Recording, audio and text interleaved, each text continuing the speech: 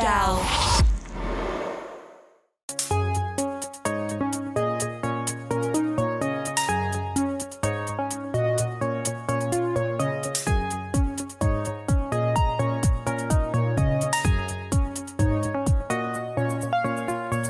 Hey guys, it's me, Bish. Welcome to, I don't know what podcast is going to be on. You'll see a couple of segments on Kunai. Oh, it's not called Kunai anymore. It's called Animation Station. You see some segments on Animation Station, some segments on Galp, not as much on Galp though, and some segments also on a new podcast that we're releasing, as well as Umai. And yeah, in the first sort of 15 years of the podcast, we didn't really go to many events, and there was a lot of events going on. MCM Expo, Eurogamer Expo. I think Eurogamer was the first one that we went to at Kensington Olympia in London, and we returned to Kensington Olympia today to go to Hyper Japan Expo, which is an expo I've never been to before, which is quite surprising considering we've been podcasting for a while, and yeah, we just never done Hyper Japan. I don't know really why. I think probably because it wasn't really interesting to us at the time. We mainly focused on games, and we didn't have an anime podcast, we didn't have a food podcast, and now, guess what, we're there. So thank you to lovely people at Hyper Japan Expo for giving us press passes for the event, and I'll let you guys know everything about the event. It's kind of live almost. It's kind of weird. Someone is calling me on FaceTime. What is going on? 1 second. Someone was trying to FaceTime me and I didn't know who it was. And it was actually one of my friends. Shout out to Tabby. She FaceTimed me by accident. Anyway, besides the point. Going to Hyper Japan, waiting for a train at Bronsbury Station. The next train's going to Richmond, which is a shame. I need to get a train that's going towards Clapham Junction. Taking the overground. I still have to walk a bit as well. I'm a little bit late. It's 11:35. I need to be there by 12. And I do get priority tickets with the press pass, which is actually pretty cool. So yeah, it's a 3-day event, Friday, Saturday and Sunday. They have like special sake testings and tastings and stuff, and a lot of different sponsors and people that are there for the event will be there. So SMB Foods, Bandai Namco is going to be there with One Piece. I don't think they're going to have a Gundam area. I'm hoping that they do, but I'm not sure. We'll see what else they've got on. Yeah, so I think it's going to be exciting, trying all the different snacks and foods and stuff, and potentially, hopefully, new podcast sponsors, but we'll have to wait and see. I'm just trying to find out when the next train is, because this one's for Richmond, and I'm not going to Richmond, so that is besides the point. What is this next train? Next departure, Clapham Junction, 29 minutes. Oh shit, I'm definitely late. And it's like 29 degrees in London today. Actually, no, 20 minutes. Okay, still quite bad. 20 minutes. Okay, next one's in 5 minutes. So in 5 minutes time, we'll take a look and see where we're going. So that should be good. Kensington Olympia. I haven't been in the Olympia since 2000 and...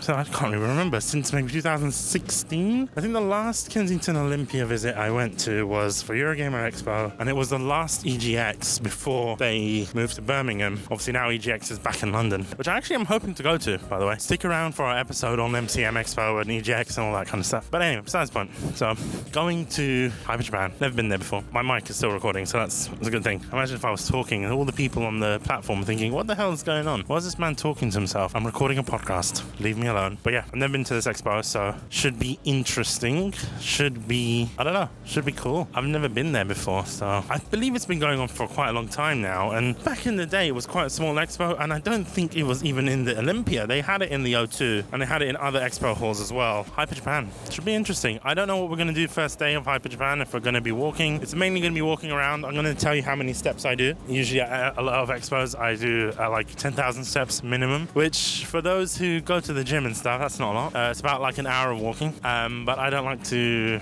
exercise, so there you go. I'm hoping Hyper Japan Expo is going to be like how MCM was back in the day, sort of more indie, more focus on culture, less focus on comics, which obviously this isn't a comic book expo at all, so I don't expect there to be any sort of manga or any comic related stuff there at all. Looking at the sponsors, they don't have any of the manga creators. It seems to be more like a Matsuri, like festival, more than anything, as opposed to an expo, you know, showing what Japan has to offer. SMB Foods is going to be there, as you guys know. They make like golden curry and stuff. The curry roux box that we talk about on the podcast a lot, as well as some restaurants. Marugane Udon is going to be there, and Japan Center, friend of the show, is going to be there, who actually did sponsor an episode before, so it should be good to see them again. Japan Center are always at these expos, whether it's MCM or at Hyper Japan, so that's always a good thing to see. I'm trying to think. Let me actually open the website. That should be very helpful. Let me open up the website. They got Sanrio as a sponsor as well. Hyper Japan. Oh, the train is here. I'm not going to be recording on the train because because I don't want to piss people off. But there you go. Anyway, I'll let you guys know when I get to Hyper Japan Expo. Bye for now. I'm on my way to Hyper Japan. It's going to take a bit of a walk. Not much of a walking person, but like I said, it's the first time being here in 15 years. I've never been to this expo, so should be interesting to see how it is. So I'll keep you guys updated throughout the day, and then we'll post an episode on it in a month, because there's a lot of episodes going out at the moment. There's a lot of construction going on here. It's a bit odd, isn't it? I think that's pretty much it until we get into the expo. And we are at Hyper Japan. It's really interesting because they've got a lot of market stalls, a lot of kind of things to show off Japan. They've got a Meiji store as well, which is showing off like Hello Panda and then like a bunch of other stuff. I don't know if you guys know what Meiji is. They've got travel experiences to Japan. It's actually quite a nice expo. It feels a little bit emptier compared to MCM Expo, but at the same time, it is a smaller expo. It's in a smaller location. I've never seen Kensington Olympia look like this before, so it's actually quite interesting to see. They've got a tableware company over there. That's actually quite interesting. Maid Cafe as well, which I never thought I'd ever see in the UK. They've got Wa Cafe as well, which I don't know if you guys have ever been there. It literally is one of the best, I don't know, it's one of the best cafes I've ever been to in London. So go and check them out. They're quite amazing. I'm trying to see what else they've got. They've got the local Japanese government center, which is pretty cool. And Rice Guys, which I've had before. They're all right. They're not the best. Marugame Udon, which I don't know how that works here, because it's like, what are they going to be selling? We'll see what they're selling. Popcorn chicken, sesame prawn, teriyaki tofu. And then they sell these chulo drinks, which is like a chuhai without alcohol. It is pretty interesting. I've tried it before. So there's a lot of like places to eat. There's like the main stage for the expo, and I'm guessing there is a second level as well, because I can see it and I don't know what's on the second level. So yeah, I'm kind of surprised that there isn't a bigger Bandai presence here, because Bandai normally has, oh no, actually I might be mistaken. There might be some bits over there. There's Bushi Road. I'm just walking past. Bushi Road is over there, so I just want to see what they've got on there. And they've got Mio sparkling sake, which is very interesting. They got Ozake sake as well. Japan Center's got a booth. Let's see who else has a booth. They've got like blind boxes, which is actually quite interesting. Virtual Remix Japan, I've never heard of them, but we're gonna go and see what they've got. Bushi Road, I'm surprised. I haven't even seen Bushi Road at like MCM Expo even. So it is interesting that Bushi Road is here. Let's see what they've got. Bushi Road. They're selling figures, Bang Dream stuff, Palverse. I don't know what that is. I'll have to ask. What is Palverse Palais? Sub-brand of Palverse. Okay, that's interesting. They've got gashapons here as well. Tamagotchi stuff. Mostly One Piece. They don't have a big selection, which is quite interesting, but we'll see how that goes. Yes, it is mostly One Piece on it. I mean, they do have a bigger selection if you go to the Bandai store there's multiple locations actually of that Bandai store. There's one in, I'm trying to remember, Camden Town. They've got a larger selection there. It is kind of odd that they're not selling Gundams, which they were at MCM, so yeah, that is quite cool. Donut Dudes, I've seen them before at MCM Expo. There's like a VTuber company here as well, which is interesting. I'm actually really interested to talk to these UK bonsai people, so I'll speak to them later. We'll probably do like a little episode with them. Calbee as well, which is actually pretty cool. I'm actually quite interested in this as well. And sparkling sake. Okay, cool. Interesting. Yeah, perfect. Thank you. Interesting. Yeah, it's very interesting. Thank you. Made from rice. Rice, yeah? Rice, yeah. Okay, cool. Thank you. I just tried some Mio sparkling sake. I don't know what to expect with sparkling sake, although I am actually quite interested in this Suntory booth. Yeah, that would be great, yeah. So we're here at the Suntory booth. What do you guys actually do as a brand? Like, I've heard of Suntory before. They're quite a big company. If I'm not mistaken, they own the Ribena brand as well, right? So basically, we have both soft drink portfolio and also the liquor products. In Suntory in Japan, we have beer, wine, whiskey, liquor, everything kind of. But this RTD we call ready to drink cocktail. It's in can and very handy, so easy to access for everyone. So we are kind of pushing this category to engage people, especially younger generation. So we are doing. Is it like a strong zero? Yeah, strong zero in Japan is so popular. Okay. But using the same technology and same know-how, we are tailored to locals, and we are currently expanded the U.S., Australia, China, and the other East Asian markets. And in March, we launched in Germany and the UK. So we finally in Europe right now. Okay. One thing that I want to know, because this is obviously a new product, can you tell us a little bit more about it and where can you actually buy it currently? So currently, some of the retailers like WH Smith's or Co-op, you are available. And the for products, we using the -196 technology we call. It's the Suntory's original technology and using liquid nitrogen. And then the boiling point of liquid nitrogen is -196 degrees. So that name comes from. And we technically use whole fruits, basically using also skin or stems or even seeds, and then freeze with liquid nitrogen at -196 degrees, and then crush the whole and frozen fruits, and then soak into the vodka or spirits and make the fruit-based cocktail, and then make this RTD cocktail. Basically, yeah. So at the moment, you guys currently have like lemon and grapefruit, 2 separate flavors. Are you thinking about expanding more as it grows? Yes, of course. So yeah, we are starting from these 2 flavors, but we're thinking to what flavor is more suitable for GB markets, and wanted to expand more flavors. Okay, great. And finally, what is your favorite flavor, and which one do you think I should try? I can't choose, so it depends on my situation, and sometimes I like lemon, but sometimes I need sweet and pick grapefruit, so yeah. Perfect, so thank you. Thank you so much. We just recorded with Suntory, which was really nice. We tried their 196, and Yuka-san actually explained it to us, so that's really cool. I'm going to go at different places now to see. That was a little light buzz. I liked it. It was great. So I don't know where to go now, to be fair. For you guys, if you want to buy -196, which is basically strong zero, you can get it at Co-op, WH Smith, Yo Sushi, Nisa, and Amazon. I think most people will be buying it from Amazon. I've never heard anyone buying alcohol from WH Smith, and no, maybe the Co-op, but we'll see. We'll wait and see. That was quite a lovely experience. So thank you, Yuka, for speaking with us today. It was great. Hey guys, so I'm here with Claire Hooper from Calbee UK. Calbee UK. And for those that don't know, Calbee does a lot of amazing Japanese snacks, mainly kind of corn-based, if I'm not mistaken, or potato chips as well. Corn and potato chips, all sorts of things. Calbee's the biggest salty snack maker in Japan. They are indeed. Huge range. And if I'm not mistaken, they have some really interesting adverts in Japan. There's that one with the Afghan dog. I don't know if you guys know about it. I'm not familiar with that one, but yes, I've seen some of them. Maybe take a look at it when you go home. There's like this man in a huge sort of Afghan dog suit. It's amazing. He plays like baseball and stuff. I'll take a look at that. So what do you guys actually have to show at the Expo today?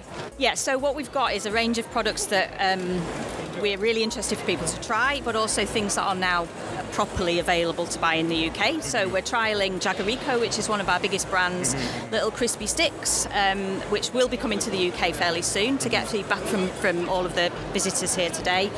We've also got shrimp chips, we've got pizza chips, we've got lots of our crisps available for people to try.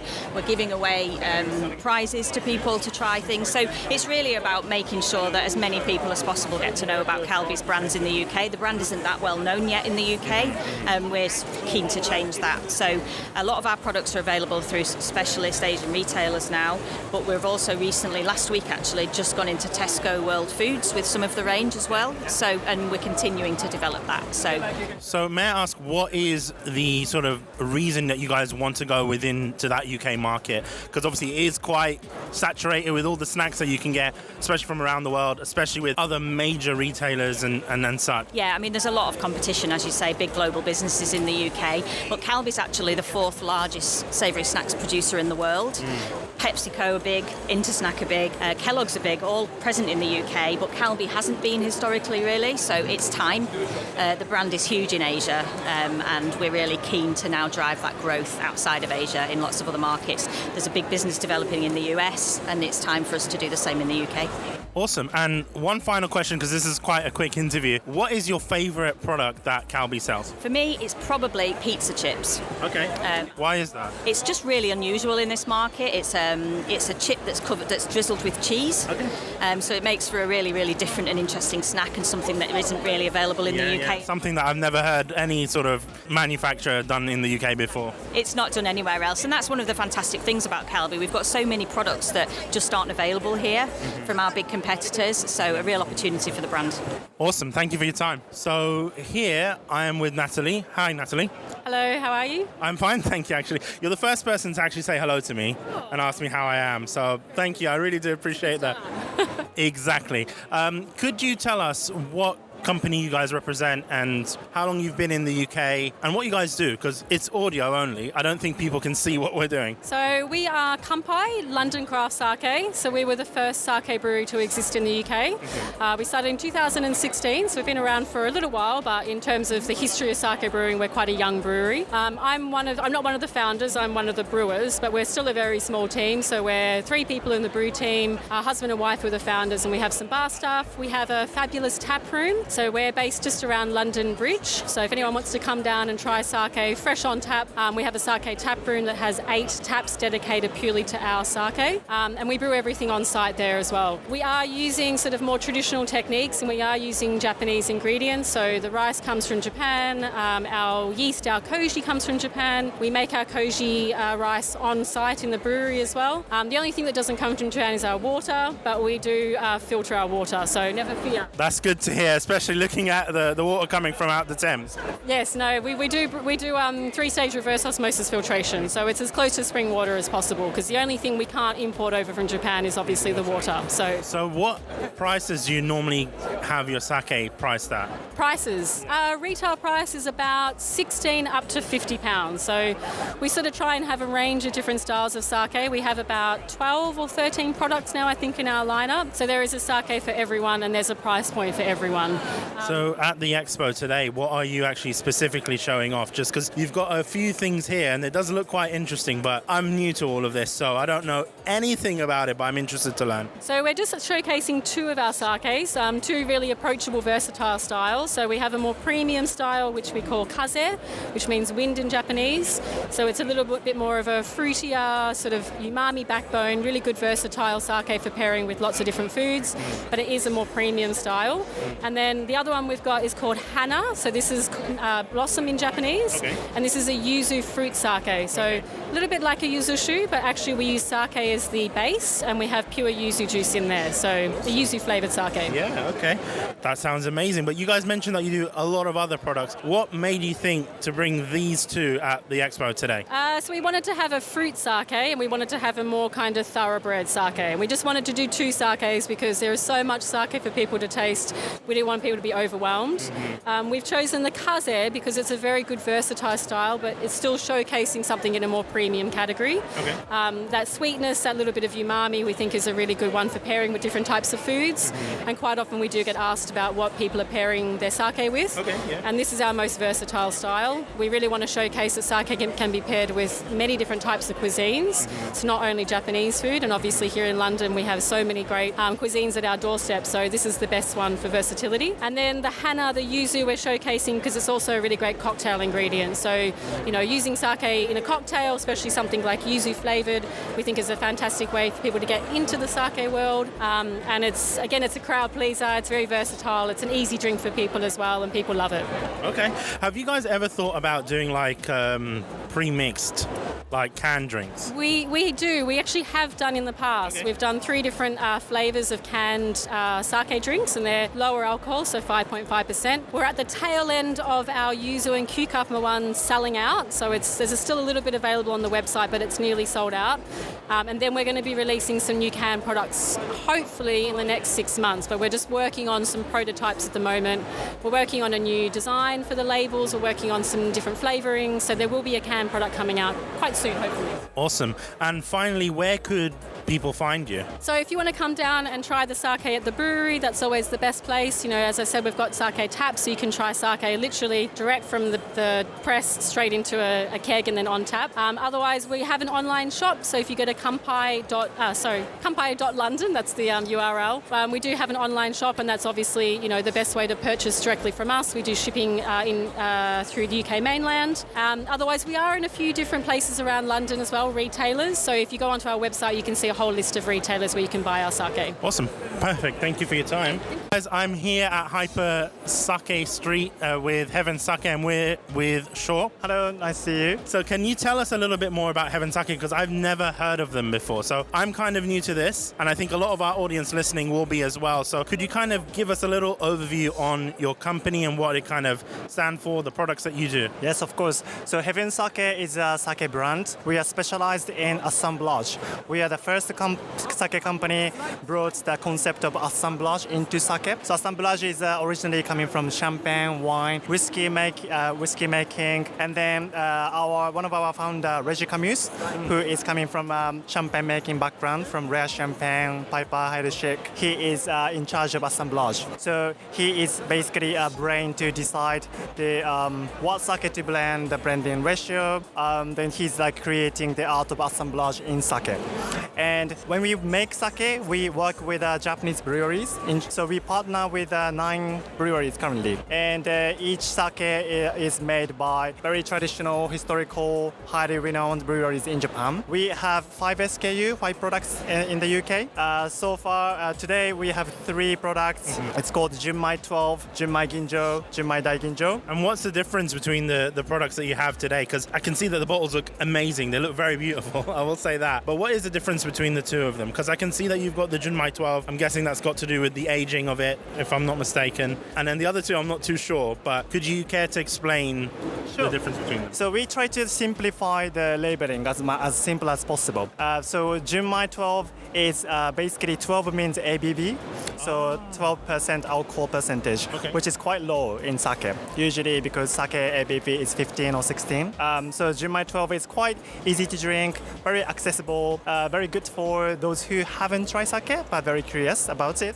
We have Junmai Ginjo, which is simply Junmai Ginjo. So this is like made by Urakasumi Brewery, based in Miyagi. Compared to Junmai 12 has like very banana, dried fruits, salty caramel, very savory flavor. Whereas Junmai Ginjo has more fruity floral flavor, like green apple, melon, but also like really fresh cheese, nice umami as well. And then black one is a Junmai Daiginjo. So this is like also made by Urakasumi Brewery. This one has more elegant flavor. It has like a very pineapple, tangerine, a little bit more tropical aroma, but also like he has really nice umami, medium body richness. He has really nice, the flavor is really nicely harmonized and nice complexity in it. Out of the products you have here today, which one is your favorite? My favorite is Junmai Daiginjo Label Orange. Because this has very, very nice, elegant aroma, flavor. I don't get bored of drinking this. Okay, that's great to hear. Finally, just so I know, for our audience, where could people purchase Heaven Sake? Yes, usually people can drink Heaven Sake at a restaurant, like for example Sushi Samba, Hakkasan, or Zuma, other places. The people want to buy, usually currently like it's online. Drinks One is our partner, so if the people go to Drinks One, they can buy our products online. Awesome, thank you for your time. Thank you very much. If you guys can give us a little bit of info on your company. I know you guys are called Shima, but I don't know much more other than that, if you could care to tell us a bit more. Yeah, of course. We launched Shima more than 3 years ago. We're a canned sake spritz. The idea is we wanted to demystify sake, make it super approachable, first-time consumers, but also something fun and interesting for seasoned sake pros as well. We have 3 flavors. We do a yuzu and elderflower spritz, plum and hibiscus, and a lychee and green tea. They're all natural ingredients. They use Junmai sake. It's supposed to be very light, very refreshing, and yeah, it's a really, it's a great way, I think, to kind of dip your toe into sake and also just try and, Other things, I guess we do a lot of work with restaurants, especially in London, but also across the UK. So places like Marugame Udon, Canada Ya, a lot of Japanese kind of ramen places, sushi places as well. And then in retail, we're stocked in a lot of places like Sainsbury's through our partnership with Sushi Gourmet, which is a sushi kiosk there, and then also on Ocado as well. Awesome, on Ocado. Yeah, I'm just really surprised because obviously the first thing I thought of was, those M&S tinnies? Yeah. It kind of reminded me a lot of that. Yeah, I think a big part of what we're trying to do is elevate that and just create a more interesting version, I think, for people who are a little bit like, all right, I've done gin and tonics, I've done rum and cokes, I want to try something new. So that's where we thought sake spritz would be a perfect, interesting, fun combo. Hector and I's background, we both were living in the US, we absolutely fell in love with sake, came back to the UK and found that, the sake scene was a little bit less developed than it is over there. So we thought this would be a great way just to get people into the category, try it for the first time. And, obviously the tinny is a UK, it's an institution. Absolutely an institution. So hopefully we're just putting a twist on the classics, and it's great to come. This is our third year at Hyper Japan. It's always such a pleasure being here. We love seeing the same faces every year as well, and I think it really, we seem to get great feedback. It seems to really line up with this audience really well. Yeah. Out of all the flavors you've got here today, which one would you say is your favorite? Picking my favorite child is always tough. To be honest, I think it completely depends. Depends on the weather, depends on what I'm eating. Plum was the first one we brought out, so that's always going to be, have a special place in my heart.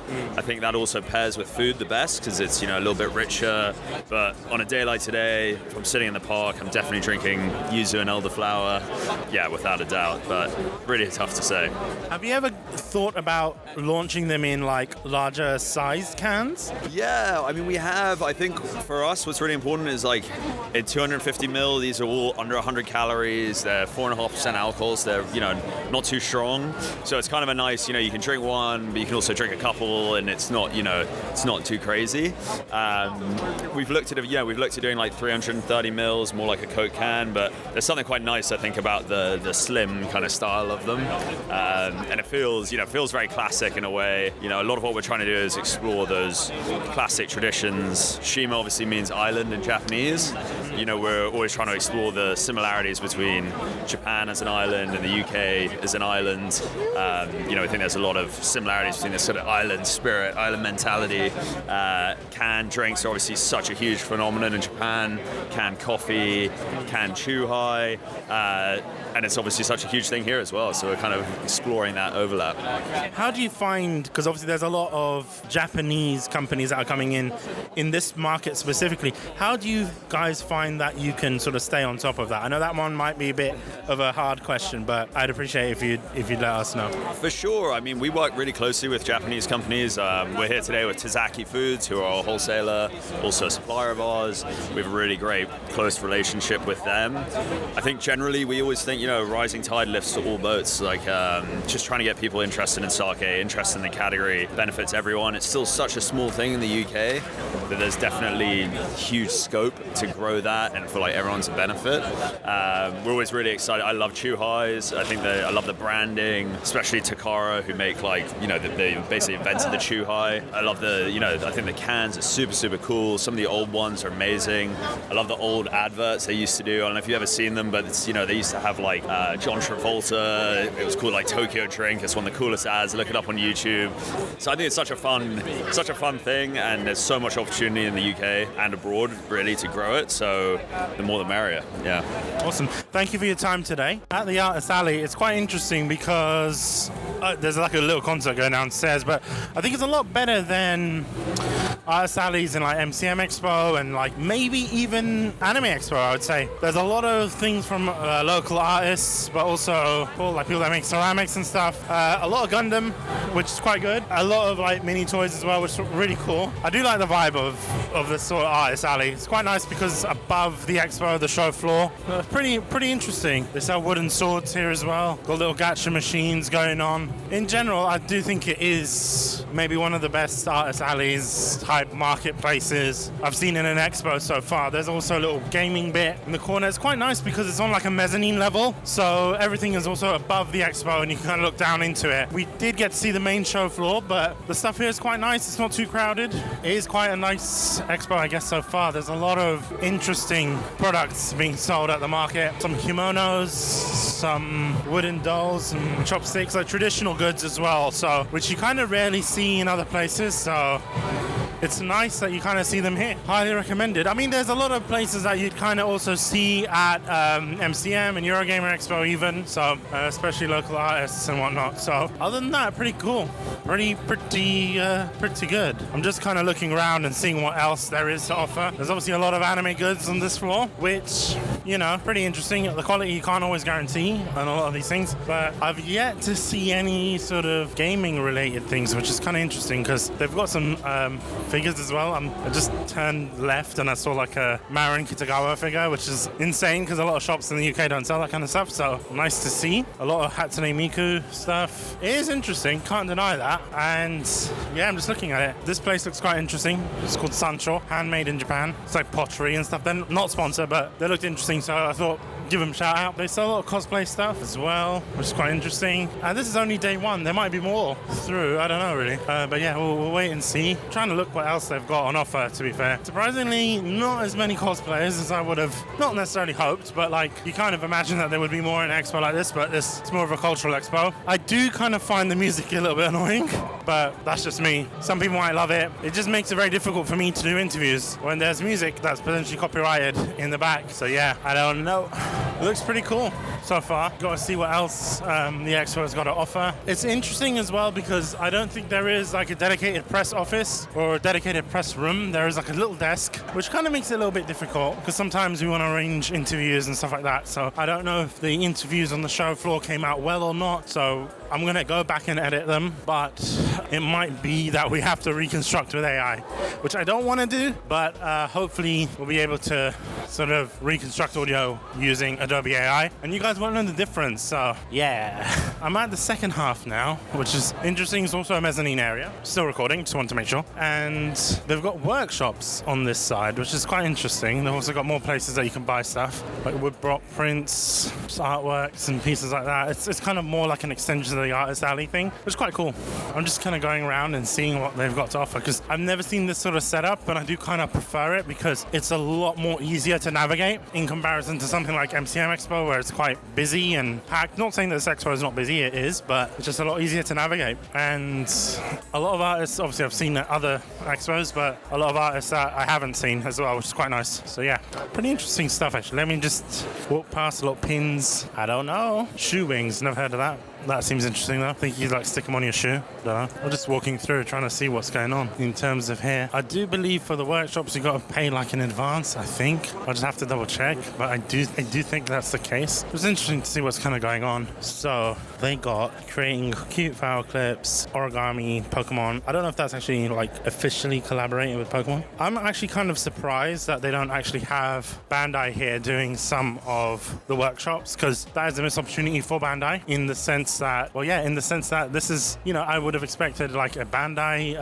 Pixel Blocks, as I think that's what they call them, or like a Bandai Gundam build workshop session. I think here the intent is to go for more like traditional workshops and stuff, but it would still be nice to see that. I'm looking at the bottom and I'm seeing some really lovely cars that are sort of in like liveries and stuff, which is quite nice. I'm gonna take a picture actually. It's a K-On car, which is kind of badass. I like that. It's nice as well because it's more of a cultural expo. It's not really 100% dedicated to anime. It's not really dedicated to gaming. There's no gaming presence here at this expo, which is interesting. There is a Bandai booth. There's no gaming at this Bandai booth. There is Bushi Road, which I think the extent in terms of gaming is not necessarily video games. It's more card games.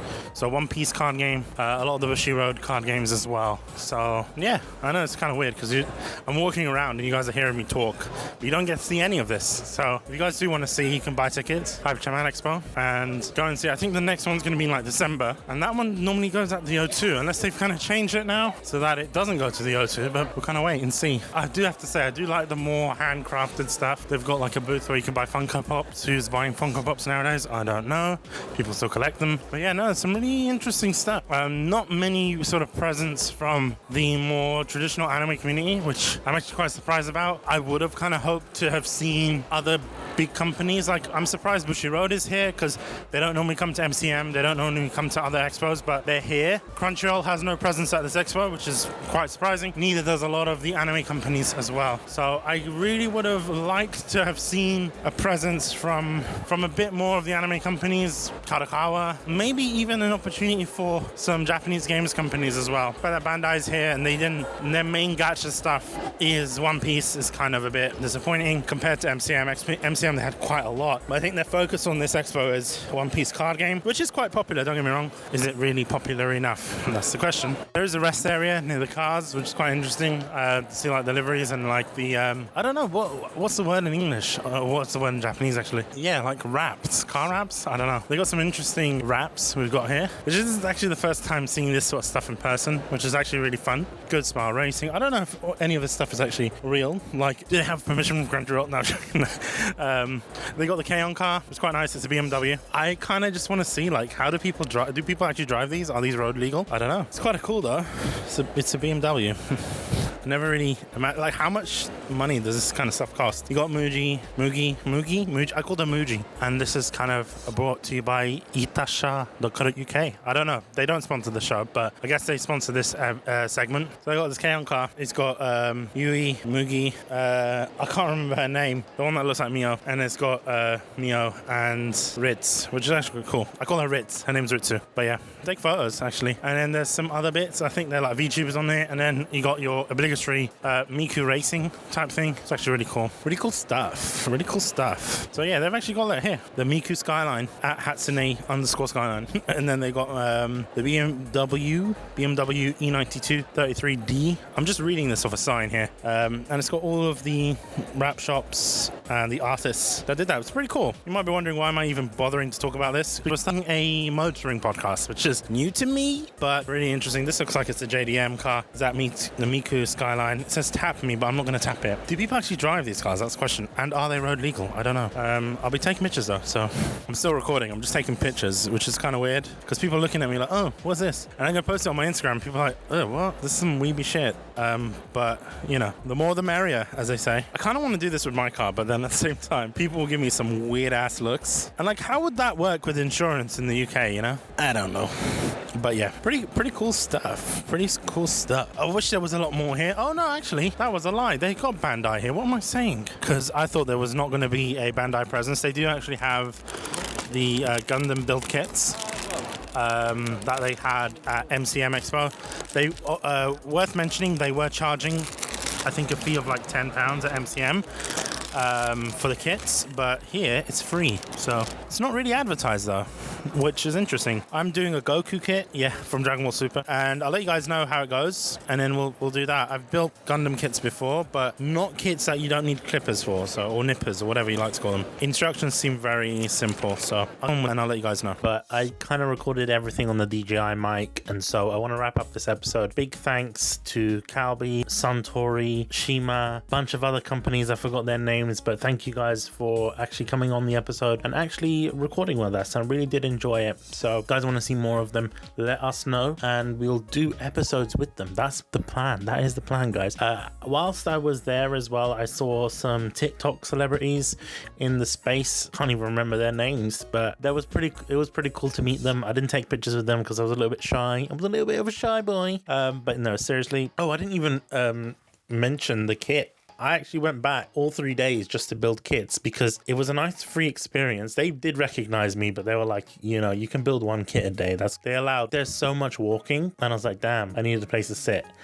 And that Gundam place was interesting. Fun fact, it is not run by Bandai. Bandai did provide the kits, but it's run by a Gunpla shop. I can't remember the name of it, but it's a Gunpla shop in sort of Shepherd's Bush area.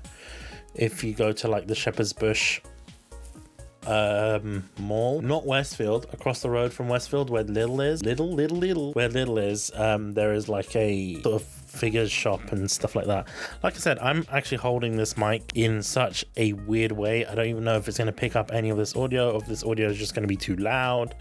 My apologies, the audio at the expo was a bit horrendous. I didn't use AI to recreate it because I tried and it didn't pick up a lot of the background. Instead, it was just decaying at the voices. So yeah, hopefully we will try something else, maybe lav mics, because these little mini mics can support lavs.